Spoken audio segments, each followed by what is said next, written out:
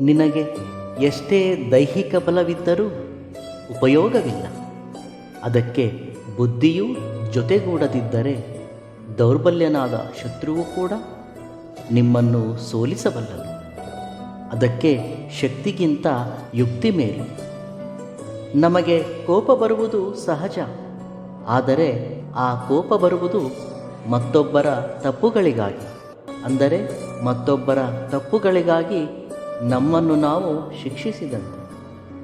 ಯಾರಾದರೆ ಮೌನವಾಗಿ ಇರಲಾರರು, ಯಾರಾದರೆ ಮೌನವಾಗಿರುವುದು ಒಂದು ನರಕವೆಂದು ಭಾವಿಸುತ್ತಾರೋ ಅವರು ಯಾವತ್ತೂ ಕೂಡ ಅಂದುಕೊಂಡದ್ದನ್ನು ಸಾಧಿಸಲಾಗುವುದಿಲ್ಲ. ಏಕೆಂದರೆ ಜೀವನವನ್ನು ಉನ್ನತವಾಗಿ ರೂಪಿಸಿಕೊಳ್ಳಲು ಶಕ್ತಿಯುತವಾದ ಆಲೋಚನೆಗಳು ಒಬ್ಬಂಟಿಯಾಗಿರುವಾಗ, ಮೌನವಾಗಿರುವಾಗ ಮತ್ತು ಧೈರ್ಯದಿಂದ ಇದ್ದಾಗ ಮಾತ್ರ ಹುಟ್ಟುತ್ತವೆ.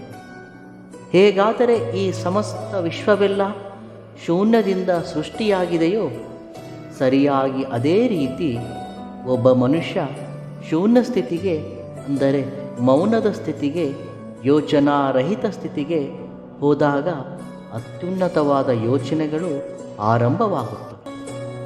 ನಿಮಗೆ ಗೊತ್ತಿದೆಯಾ, ಈ ಸಮಸ್ತ ವಿಶ್ವವು ಸೃಷ್ಟಿಯಾಗುವುದಕ್ಕೆ ಮುಂಚೆ ಇಲ್ಲಿ ಏನೂ ಇರಲಿಲ್ಲ. ಎಲ್ಲೆಡೆಯೂ ಕತ್ತಲು, ಮೌನ, ಶೂನ್ಯ. ಅಲ್ಲಿ ಯಾವ ಸಮಯವೂ ಇರಲಿಲ್ಲ. ಸಮಯಾತೀತವಾದ ಸ್ಥಿತಿ. ಆ ಸ್ಥಿತಿಯಿಂದ ವಿಶ್ವವೆಲ್ಲ ನಿರ್ಮಾಣವಾಗಿದೆ. ಇದನ್ನೇ ವಿಜ್ಞಾನವೂ ಹೇಳುತ್ತದೆ. ಶೂನ್ಯದ ಸ್ಥಿತಿಯು ಒಂದು ಮಹಾನ್ ಶಕ್ತಿ.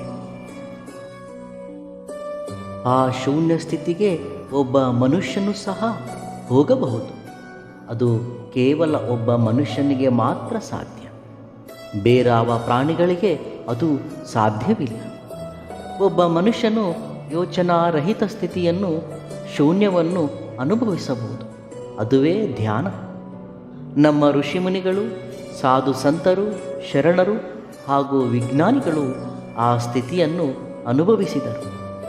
ಈ ದಿನ ನಮ್ಮ ವಿಜ್ಞಾನಿಗಳು ಏನೆಲ್ಲವನ್ನು ಆವಿಷ್ಕರಿಸಿರುವರೋ ಅವೆಲ್ಲವೂ ಒಂದು ಒಬ್ಬಂಟಿಯಾಗಿದ್ದಾಗ, ಅದರದೇ ವಿಚಾರದಲ್ಲಿ ಮುಳುಗಿದಾಗ ಮಾತ್ರವೇ ಆವಿಷ್ಕಾರಗೊಂಡವು.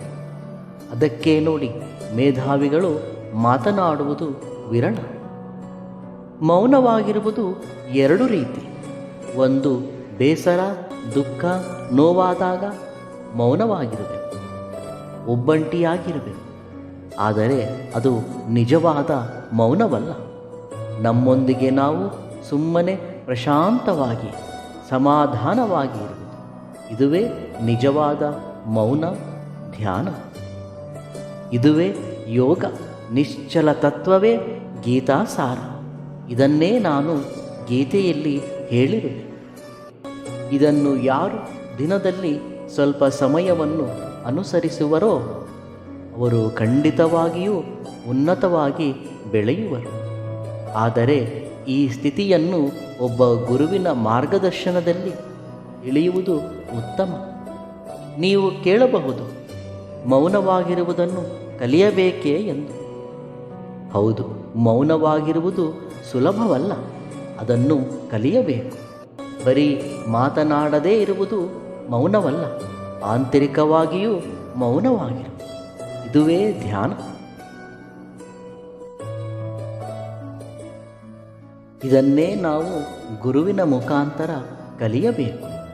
ಮೌನಕ್ಕೆ ಅಗಾಧ ಶಕ್ತಿ ಇದೆ. ಅದಕ್ಕೆ ಹಿರಿಯರು ಹೇಳುವರು, ಮಾತು ಬೆಳ್ಳಿ, ಮೌನ ಬಂಗಾರವೆಂದು. ನಮ್ಮ ಕಣ್ಣು ತಪ್ಪಿದರೆ ಗುರಿ ಮಾತ್ರವೇ ತಪ್ಪುತ್ತದೆ. ಆದರೆ ಮನಸ್ಸು ತಪ್ಪಿದರೆ ನಮ್ಮ ಜೀವನದ ದಾರಿಯೂ ತಪ್ಪುತ್ತದೆ. ನಮ್ಮ ಶರೀರಕ್ಕೆ ಅಂಗವೈಫಲ್ಯವಿದ್ದರೂ ತೊಂದರೆಯಿಲ್ಲ. ಆದರೆ ನಮ್ಮ ಆಲೋಚನೆಗಳಿಗೆ ಮಾತ್ರ ಅಂಗವೈಫಲ್ಯವಿರಬಾರದು. ಆಲೋಚನೆಗಳಿಗೆ ವಿಕಾರತೆ, ವಿಕೃತಿ, ಹಿಂಸಾತ್ಮಕತೆಯಿಂದ ಕೂಡಿರಬಾರದು. ಅದು ಪ್ರಮಾದಕ್ಕೆ ದಾರಿಯಾಗುತ್ತದೆ. ಬದುಕುವುದಕ್ಕೆ ಹಣ ಎಷ್ಟು ಅವಶ್ಯಕತೆಯೋ ಹಾಗೆ ನಮ್ಮವರು ಅಂತ ಹೇಳಿಕೊಳ್ಳುವುದಕ್ಕೆ ಬಂಧುತ್ವವು ಅಷ್ಟೇ ಅವಶ್ಯಕ.